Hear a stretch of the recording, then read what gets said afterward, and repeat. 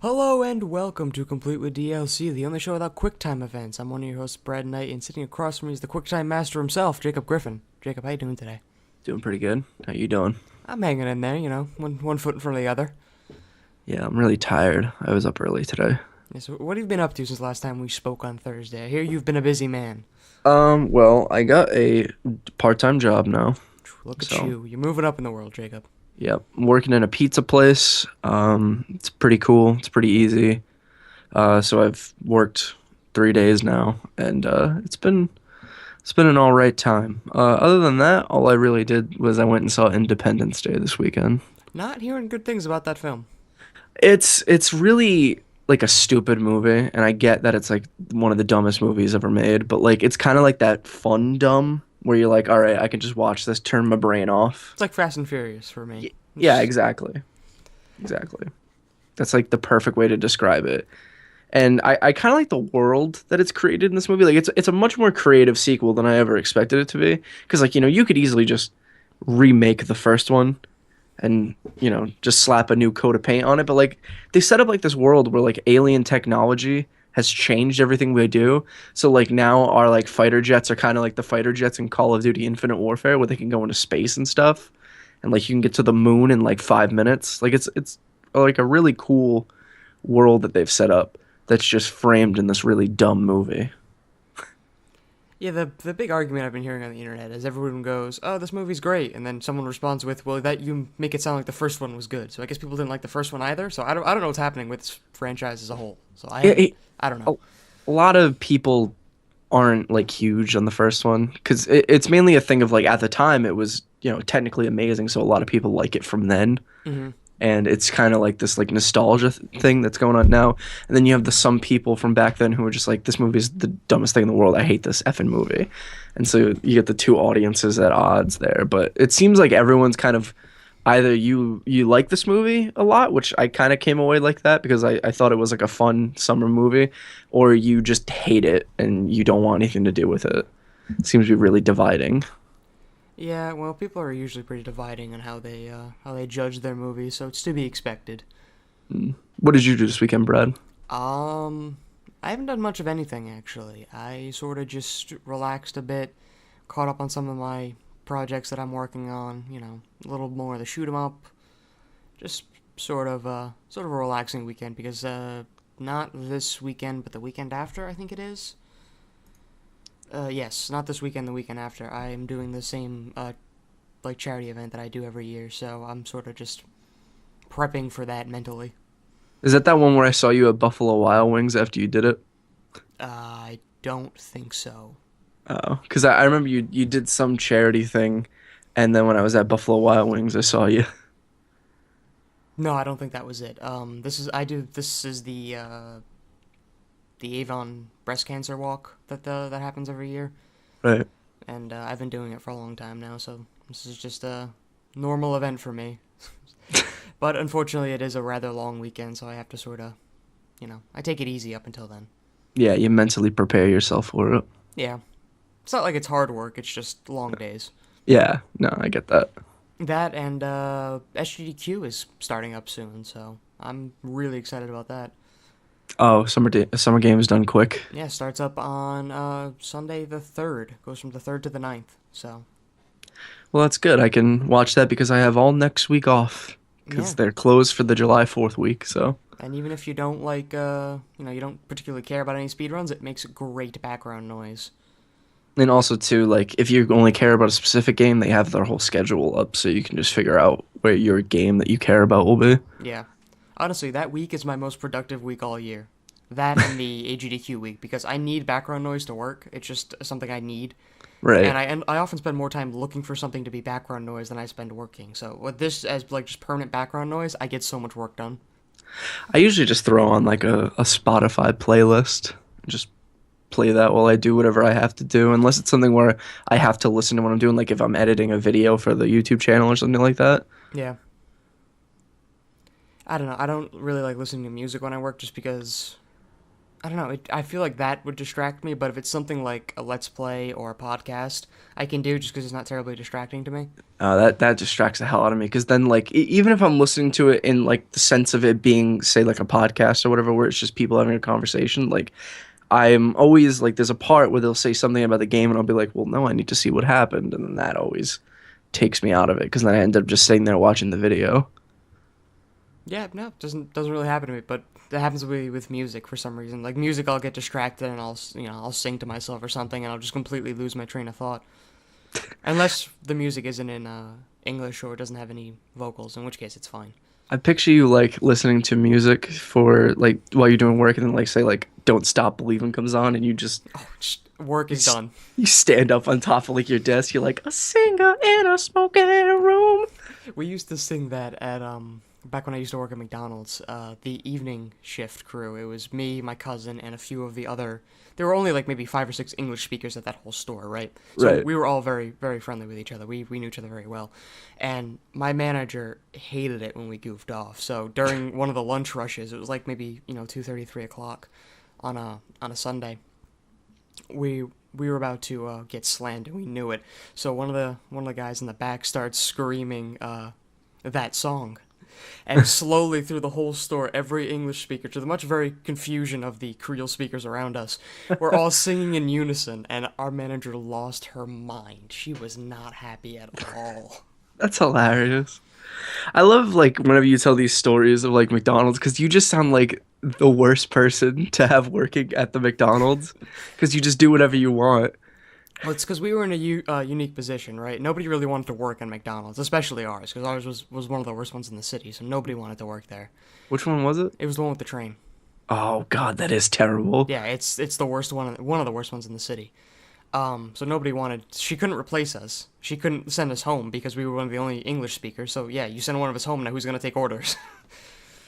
So we were in a unique position and we knew it. So we abused the hell out of it. That's awesome. Yeah, our little singing montages happened quite often.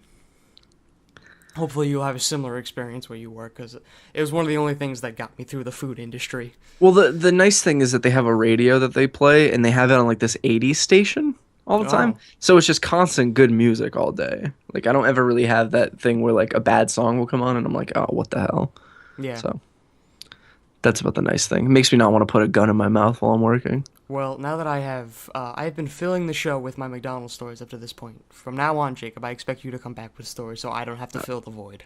Yeah, there will be stories, I'm sure. All right, To be had. I'm glad to hear that because, quite honestly, I only worked there for a little over a year. There's only so many stories I can come up with. But on that note, Jacob, I think we should move on into the show, into what Yeah. we're playing. That sounds great. All right, Jacob, while you were not flipping pizza doughs, and is that what you do? Is like you literally just toss the piece in the air like they do in No. the Italian commercials? No, the way it is they have like two different size pans and two different size doughs. So like a small pizza will have a small pan, large pizza will have one. They just kind of flatten it out into the pan. Molds the pizza. Now that you've ruined my dreams, Jacob, what have you been doing in the video game world since we last spoke?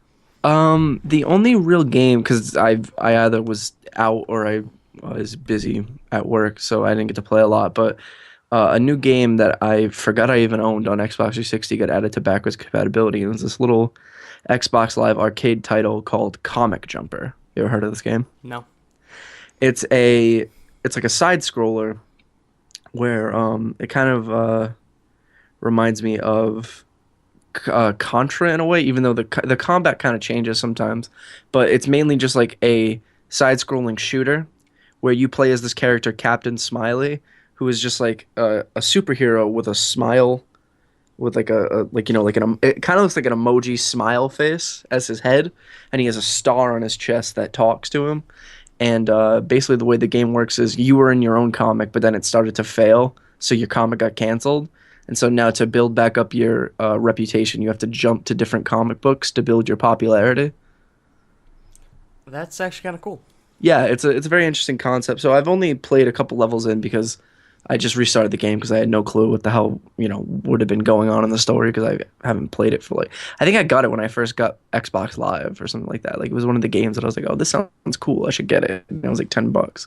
But So it's like really fun and really funny, and it makes fun of comic book tropes. And the one like couple levels I did, you're in this old medieval comic book called Grognak the Barbarian, which is like Conan, essentially.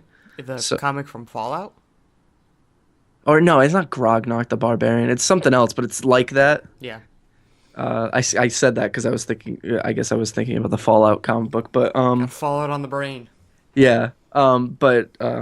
So you just go through there, and it's basically a parody of Conan the Barbarian. It's fun. I want to keep playing it because I like it a lot, and I like its humor, and it's just a fun game, and I think everyone should check it out because it's super cheap. I think it's like $10. It's not bad. Yeah, it's a little. It reminds me of the good old days when downloadable games were downloadable games. Back in my day. Exactly. On my lawn right now talking about Comic Jumper to anybody who will listen. Got a little rocking chair. Yeah.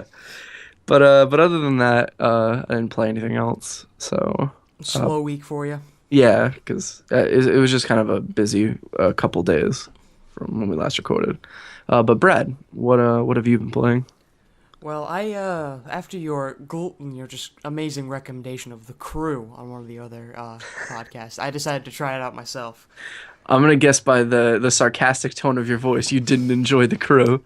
You would be wrong actually. I see myself playing a lot of this game.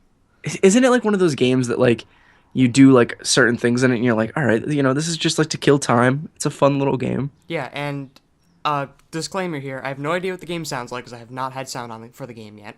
That's And- perfectly fine. The story is nonsense. And yeah, the story from what I gather so far is that I've only done like the first 3 missions, so it's like your brother is the leader of a street racing gang, and I guess he's going right now. He just went to go deal with some insubordinate guy or something, and he brought you along so to beat him in a street race, and that's Yep. where I left off. I haven't done anything after that. So you did the first mission. Yeah, that for the first truck thing, and then the 2 races after that, and that is where it ends off. Yeah. But yeah, I'm not very far in it. But honestly, I love driving in games. If the driving is like fun to do, it's like in GTA 9 times out of 10. I played GTA this week too. Literally, all I did was I went in, I joined a lobby, and I drove around for an hour. Yeah, that's what I like to do that when I'm like chilling out in GTA. Like I'll just drive around and I'll put on like a podcast or Spotify playlist and just drive. Yeah, GTA is the perfect like catch up on my podcast game Yeah. because I can just fill the time, and I think The Crew might become the new catch up on my podcast game because just like I don't know what's going on, but I don't really care. They just listen, give me a waypoint, I'll drive to that point, then give me a new waypoint, and I'll drive there, and that's really all I care about. Yeah, I actually it was weird. When I started playing out this game, I was playing it and listening to the cutscenes, and then once I realized that the story is just like it's most of the time it's just you need to race this guy in order to move up in the fight. I was like, all right, so I don't really need to pay attention to this. So I just skip all the cutscenes now and I just put on a podcast and listen to it Yeah. while I play. It's so fun. I enjoy it. Yeah, it's gonna become a pretty big time killer for me if I don't find another racing game anytime soon. That one might have to fill the void.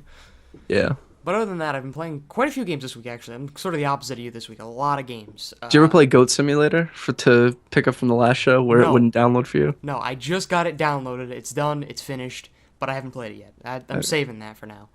That might be for the Thursday show. I went back into Minecraft because I guess there were more achievements added when I wasn't paying attention. So I went back in there and perfected that again. I re-downloaded Civ, actually. I started playing Civ again. And Civ 5? Yes, Brave New World, or whatever the most recent, the last expansion was. I don't remember. I think it was Brave New World. Gods and Kings. Or was it? I thought Gods and Kings was before Brave New World. It might have been, actually. I don't know. I just knew the 2 DLCs they did for it. Yeah. So I remembered why I stopped playing that game, but I also remember why I love it because I spent, I don't know, 6 hours yesterday in a match. I'm not done yet. I'm about to win, so I'm probably gonna pick it up today. But it's so much fun. I don't know what it is about that game. I'm like I heard about Civ 6. I watched some of the gameplay footage from it and some of the changes, and that sort of just amped me up to go back and play Civ 5 to sort of get back into the groove. And I'm just so excited for Civ 6. I love this series. Like I love Civ 2 and I loved it because I played that Xbox one that was Civilization Revolution. But the thing that always turned me off about Civ 5 was something that you just said there, where it's like I spent 6 hours in a game. Like that's just, I think, excessive amount of time to spend on one match. And so I like a lot what they said at E3 about Civ 6 is that like they're trying to streamline that process a little bit to where, you can still have the super long Civ games if you want that. But for someone who says, says maybe it only has like 2 hours, they can set that as like a setting. Oh, you can already do that. Oh, really? Yeah. The only reason my game took 6 hours is because that's the difficulty is. Well, they have two scalings. They have the difficulty for one, and they have the length of the game for another. So you can change how many turns it would take for, say a unit to be built, or a wonder to be built, or a research to be completed, right?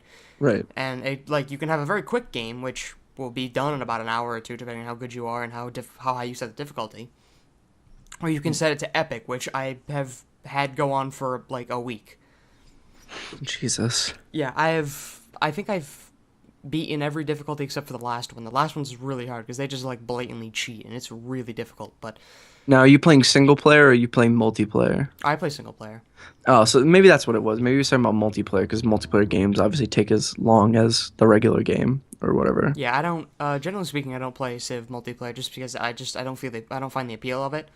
Right. But I mean, I've played it with some people like my friends. Like we sort of joined in a game and we all sort of teamed up and tried to beat the hardest difficulty, which we haven't done it yet, but maybe I'll get the team back together and we can give it another crack. But Get the ragtag group together. It's that montage of you getting everybody. yeah.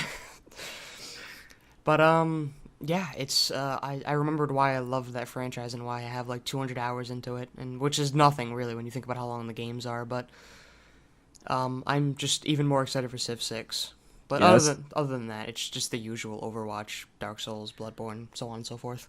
I think Civ, whether it's 6, I don't know when 6 is coming out, but probably definitely I'll get 5 when I get my PC because it's one of those games that I really enjoy and I think is really cool. So. And honestly, if it's one of those things where my internet's been acting up lately, so if my internet goes out for any span of a few hours, I don't really care because I can just start up Civ in like offline mode.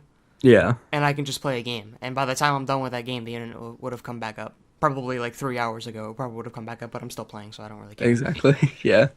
But and one more thing. I didn't want to bring this up, but I figure I will anyway. The Resident Evil 7 demo. Oh, I downloaded that. I still have yet to play it. I played about the first 30 seconds of it. Right. It was about 10:30, 11 o'clock at night last night. And so you went, nope. Yes.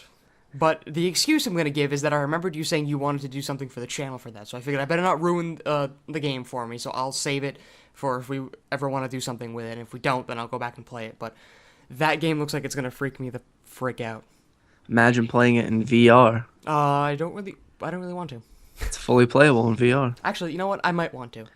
I feel like if I'm going to play a horror game, I just, all or nothing, I'll play in VR, I don't care. The thing is with I think even too a lot of stuff with like the PSVR with that cinematic mode. Yeah. That could be cool just to play games in that in general because like it's just like it's up here in your face. That might be my most used mode, I'm going to be honest with you. Is the fact that I could just watch Netflix or watch videos or whatever in that little cinematic mode.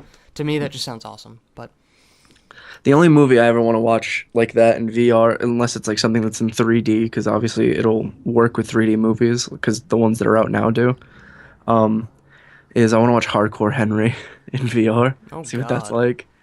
I'll probably throw up. Yeah, you might probably get motion sick.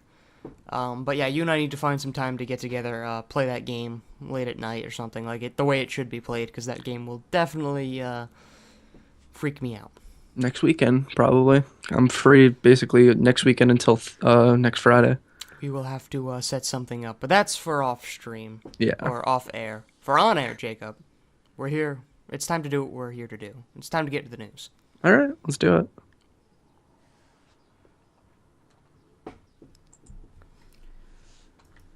All right, Jacob. It's time for the dirty work of the podcast. This is what pays the bills. Yeah, it's the nitty gritty. Sort of the meat and potatoes of the stuff. It's the news. And for the first story here, we got Destiny again. But this time, it's not generally a good thing, and they're changing how Destiny is working for legacy console players, meaning the PS3 and Xbox 360 versions. Mm-hmm. and they're not changing it in a terribly great way. So when developer Bungie announced Destiny's next expansion, The Rise of Iron, earlier this month, the studio also confirmed that it was leaving the PlayStation 3 and Xbox versions of the game behind. It would not be bringing the expansion to those platforms. Today, the company detailed how players will be able to bring their legacy console characters over to modern platforms, similar to what GTA 5 did, and what content players on PS3 and Xbox 360 will be missing coming out in August. Sorry, for some reason forgot how to breathe. Destiny players who own the PS3 or Xbox 360 versions of the game will need to purchase a copy of Destiny the Taken King for PlayStation 4 or Xbox One if they want to play Rise of Iron and receive new game updates. PS3 and Xbox 360 players will be required to perform an account import using their PlayStation Network or Xbox Live accounts respectively. There's more details on how to do this on Bungie's support guide, and I'll give you guys a link to that in the description of the video if you're one of these players. After sometime in August, Destiny players on PS3 and Xbox 360 will no longer have access to live events, the Trials of Osiris, or the Iron Banner Crucible matches. Players on legacy consoles will also no longer have the option to purchase individual exotic weapons and armor from Xur. They can still purchase exotic and legacy exotic engrams, as well as consumable items.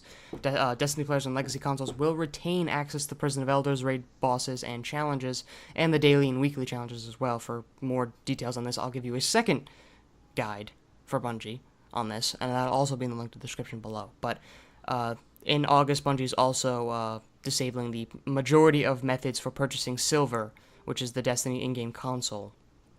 So they're really just flipping a bunch of switches and turning a bunch of stuff off for these guys. I would say that I'm surprised, but really I'm not. They're one of the last ones to be supporting legacy consoles at this point, so the fact they held out as long as they did, I consider admirable. It's kind of like it's a shitty situation for those people on those consoles who really like to play Destiny, and maybe say like, they're the person who the only game they really put time into is, say, Destiny, so they haven't seen a reason to buy a new generation console. Yeah. Because you have those people there who are like, all I play is Madden, Call of Duty, and Destiny, let's say, right? Yeah. It's like 3 games. There's no reason to buy a new gen console for that when all those games are coming out on the old generation anyway.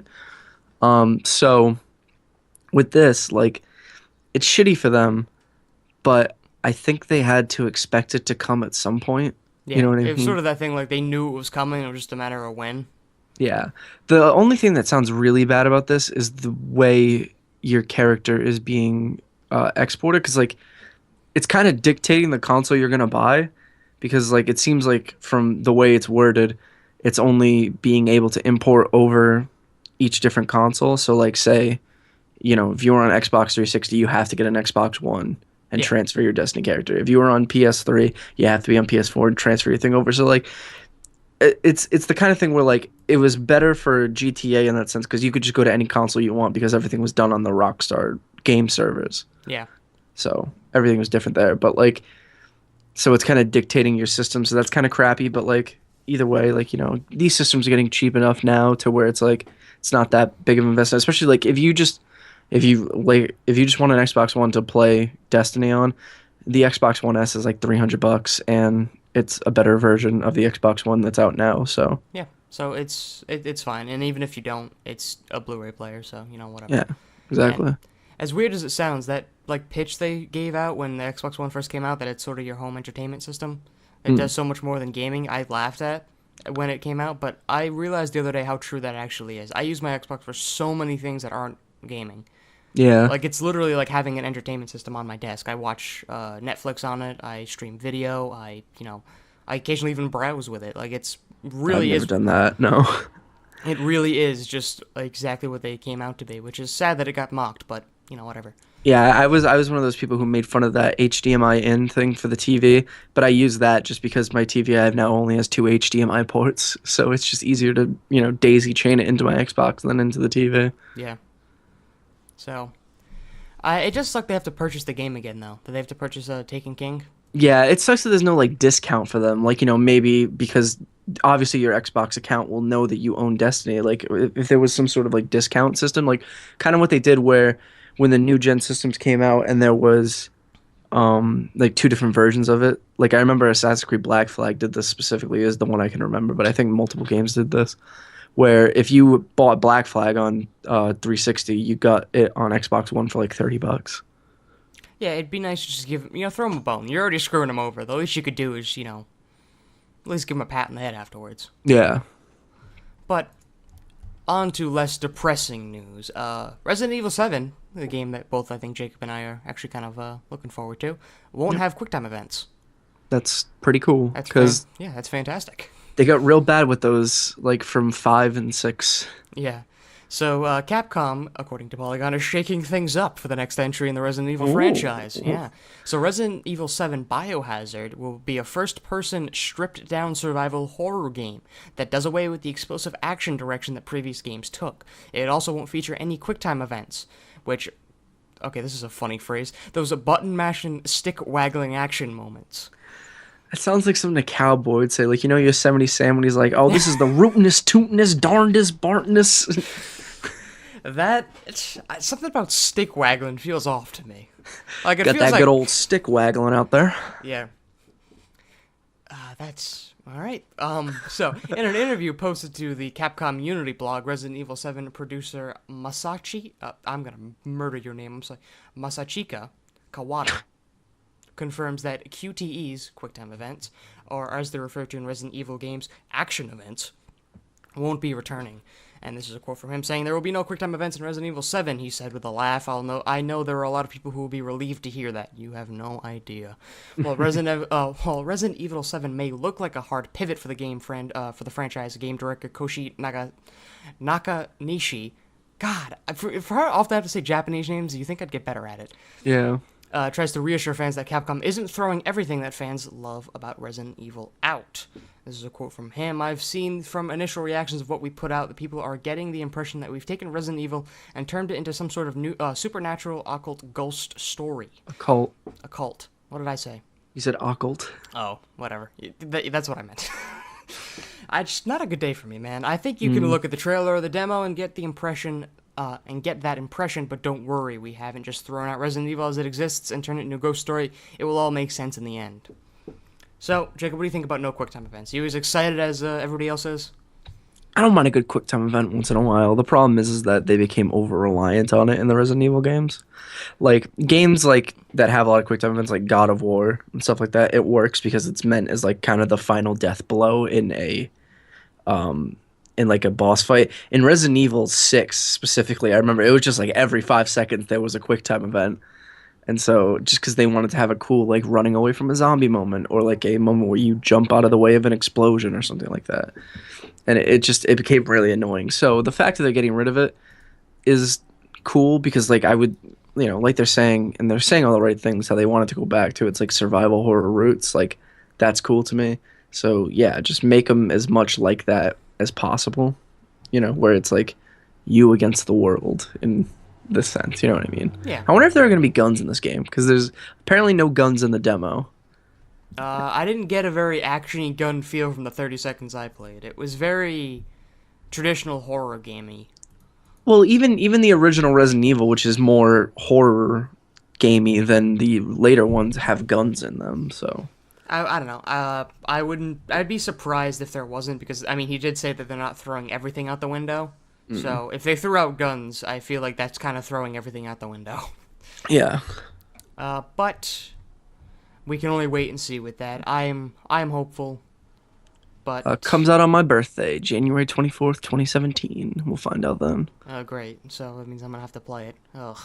Exactly. I might just get it just to, because I'm not even like a huge Resident Evil guy, but I'll get it just to make you play. Yeah, it's one of those games I hope that I would hear about how good it was, but never quite experience it for myself. Oh no, you're gonna experience it. Speaking of experiencing myself, though, System Shock, a game I've never experienced, is getting remastered, and it's getting a Kickstarter campaign like so many other games are doing these days. So, wow, why is this page so much like more detailed and bigger on this Polygon article? Oh, because I guess this is one of their big hit stories, or I don't know. I honestly have no idea. They just had a lot of pretty pictures. Speaking of which, I'll give you guys this article because there are a lot of pretty pictures that I think you should see. But just ahead of the game's Kickstarter campaign, developer Night Dive Studios told Polygon that the upcoming reimagination of Looking Glass Technology's 1994 game has a new name now, called System Shock. We felt that the amount of passion and resources that we are putting into this game elevated it beyond the expectations that someone would have for a remaster, CEO Stefan Kick said. He sounds like protagonist from like an 80s like fighting game. He's like the main character, or like the sort of the average character. He's Stephen Yeah. Kick. He's just a guy who trained a lot, and now he's like fighting like Balrog. Yeah. No, Balrog is Baraka. I meant. So this is a Same full-fledged. franchise. No, it's not. Jacob, you and I have just lost our minds collectively. Who's the green guy in Street Fighter? I have no idea. He has. This is gonna bother me now. I'm gonna look that up while you continue to talk. So this is a full-fledged reboot of a classic game into something new. So this is not just a remaster, but it is a reboot. So apparently there have been glimpses of the reboot through early alpha footage and screenshots, and crowdfunding starts today at 12 p.m. Pacific. So in about half an hour from when we're recording this. His name is Blanca. Blanca. Isn't that white in Spanish? No, that's Blanco. Never mind.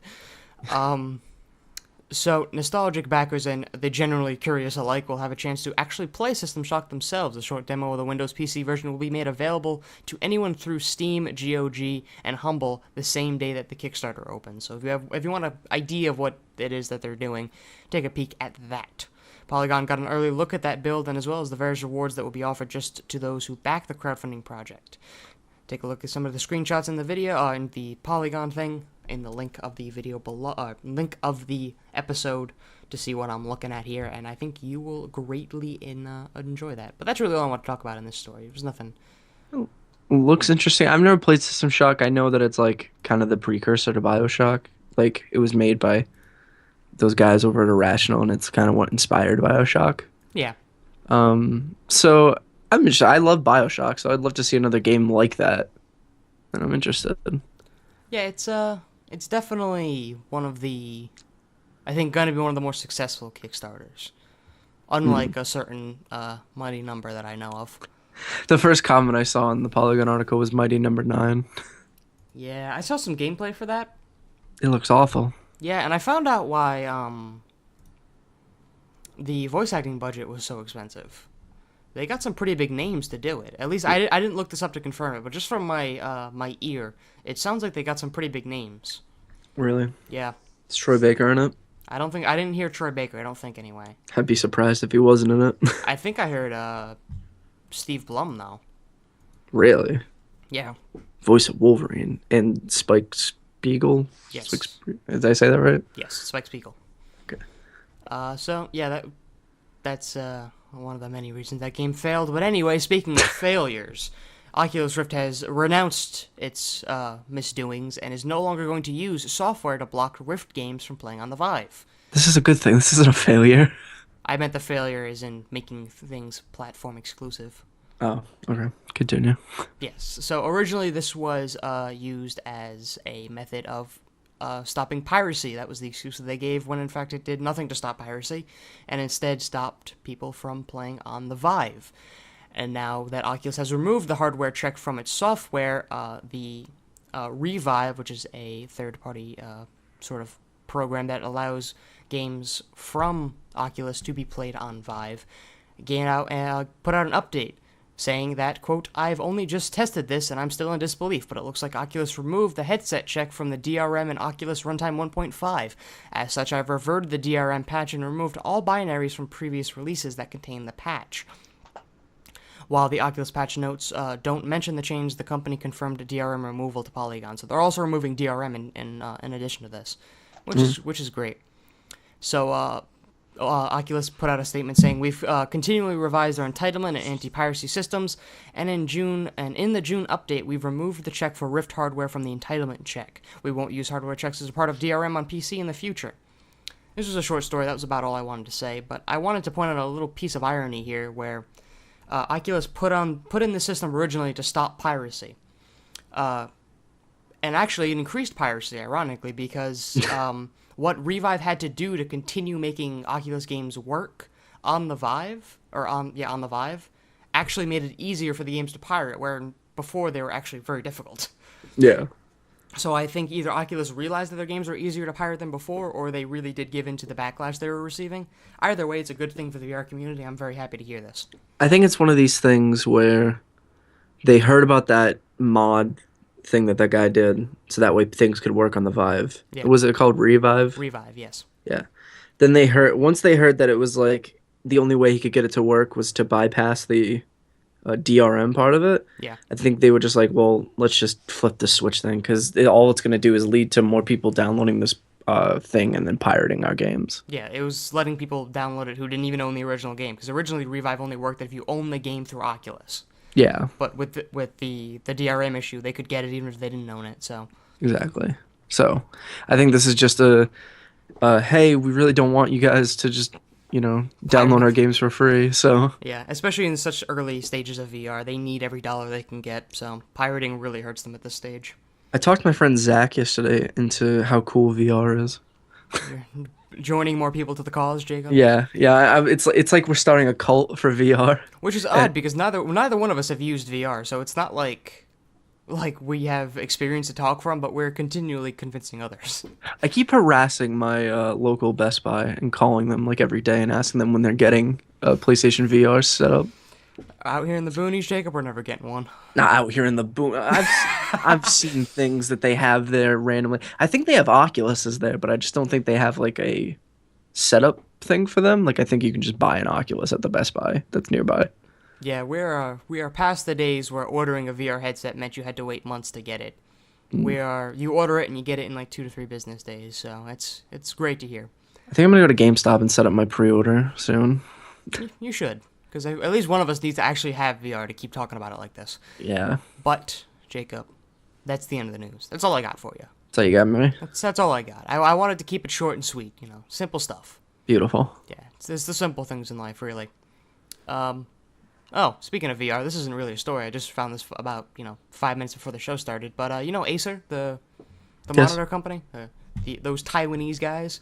They also make laptops and stuff. They're not just a monitor company. No, I know them from their monitor. Seeing as I'm looking at an Acer monitor right now. Oh, look at that. They gave Starbreeze, those guys, the game companies, Yeah. $9 million US in an amount intended to further the manufacture and commercialization of the Starbreeze VR headset called Star VR. Yeah, I've heard. I think it's weird how everyone's making their own headset now in a way. This one looks weird though. Like it has a 210 degree horizontal and 135 degree vertical field of view, which is by far the largest, I think. Mm. And the headset is like angular, and it's like, I don't know, it's weird. I'll give you guys a link to it in the description of the episode if you want to take a peek at this. But If you can play Payday in VR, that'd be pretty cool. yeah, but yeah, 9 million's no small sum of money. So hopefully that something comes of that. But now that I have officially run out of stories, I don't have any last minute pulls on you. It's time to get into the final segment of the show, the game I like to call the Quick Time Question.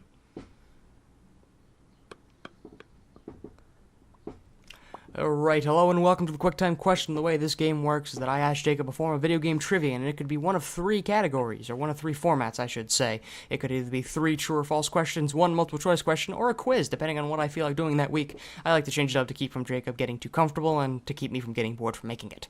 This week, Jacob's going to be a multiple choice question about Resident Evil, the first game, the 1996 one. You told me it was the series in general. I lied. You lying son of a... You make me look the fool again. Alright, Jacob, so are you ready for your multiple choice question about Resident Evil 1996? Yeah, sure. Let's go for it. Alright, I think you're going to get this one because it has to do with movies, and you're sort of a movie buff, so... Let's do this. Alright, so which one of these movies was credited as an inspiration for the first Resident Evil game? Is it A, Night of the Living Dead, B, Dawn of the Dead, C, Cemetery Man, or D, Dead and Buried? Okay. I don't know those last 2, or if I do, then I can't think of them right now. Dawn of the Dead I know definitely isn't, because that's what inspired Dead Rising, because it's set in a mall. So I'm just saying Night of the Living Dead. You gonna go with Night of the Living Dead? Yeah, it's set in a house, so it makes sense. Alright.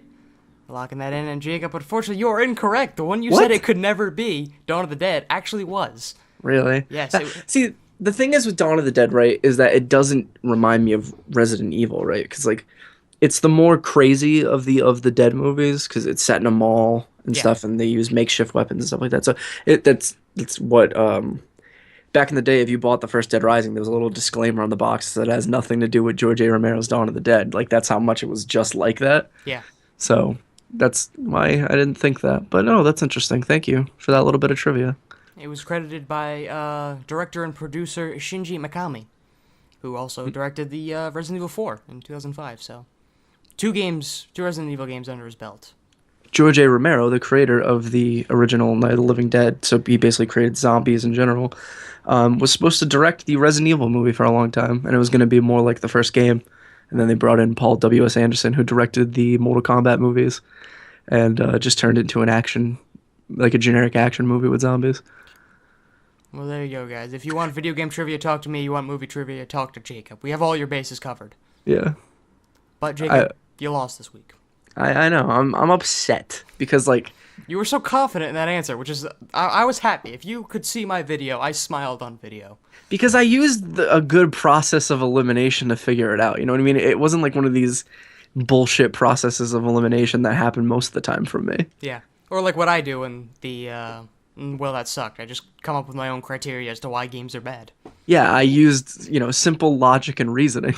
And that logic and reason has betrayed you, Jacob, because nothing in the video game industry is founded in logic and reason. No. But what is founded in logic and reason is the spiel, which I'm going to read to you now. I like that little transition you did there. Thank you. If you want to get in touch with us, you can do that at completewithdlc@gmail.com. That's going to be the best place for you to send your comments, complaints, questions, concerns, or anything you just want to chat to us about. Head over there and email us. If you want one of us to answer you specifically, please put our name in either the body or the subject line of the email so I know who's supposed to answer it, and I can make sure that the correct person answers you. If you don't care, then, either one of us will answer. We'll sign it, though, so you know which one of us did. If you don't want to email the show, instead just want to keep up to date with all the show's happenings, head on over to Twitter. We're Complete with DLC on Twitter. I just had a complete mind blank. Everything just left my mind. I forgot how to speak. That's where Jacob puts out all the information about new episodes going up, whether or not any particular show is being live streamed, or whether a show is being uploaded to YouTube, or one of the various YouTube series is being updated. All that stuff is all social media stuff. It's Jacob's territory, not mine. Talk to him, not me. Listen, that's all I can do for you. If you don't want to follow us on Twitter, and you just want to get new episodes of the shows that come out, head over to wherever you get your podcasts, whether that be iTunes, Stitcher, Google Play, or SoundCloud, or any of the affiliates thereof, and once you're there, please use whatever review software they give you, whether that be thumbs, stars, arrows, or smiley faces, and please let us know what we're doing right, what we're doing wrong, where can we improve, where can we afford to slack off a little bit, because please, we love nothing more than to slack off. We take all the feedback you guys give us, and we appreciate every bit of it. We like to think we're moving in the right direction, but honestly, we never quite really know. If, for whatever reason, you don't want to use any of the review software, then please, just just listen to the show. That's all we ask for. We appreciate you guys who are listening. We have a little repeat audience, it seems like, so thank you guys. If, Jacob, they want to get in touch with you specifically, not the show, where can they get in touch with you? You can get in touch with me on any sort of social media at itsjaygriff, ITSJAYGRIFF. The one I'm most active on, though, is Twitter. So if you really do want to get a hold of me, follow me on Twitter. Message me, tell me about stuff. We can have a little chat. Brad, if they want to get in touch with you, where can they do that? If you want to get in touch with me, you can head over to Twitter as well. I am Calgny on Twitter, Kalgne.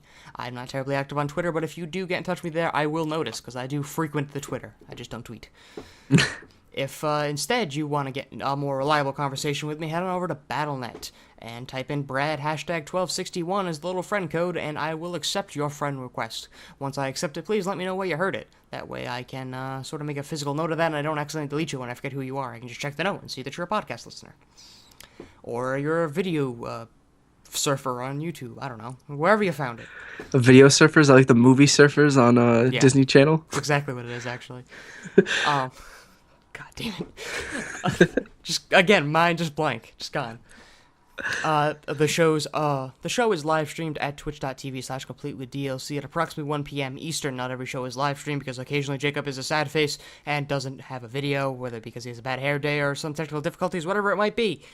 So check the Twitter to see if an episode is being live streamed or not. All the episodes are uploaded to YouTube in form of VOD. They are unedited, uncensored, so please, if you frequent the YouTube, do not expect them to be censored or edited in any way, shape, or form. God, that was a long breath. Jacob, I have a sign-off that I think is going to work. Okay. Yep. That's Jacob Griffin. I'm Brad Knight. We are Complete with DLC, and thank you for listening. Oh, I like it. You like it? Yeah. All right. I put a lot of thought into that one, so I think that's going to be the sign off for the Tuesday show now. Okay. All right. So I'll do it again, just for clarification's sake. That's Jacob Griffin. I'm Brad Knight, and we are complete with DLC. And thank you for listening. Thank you guys. See ya.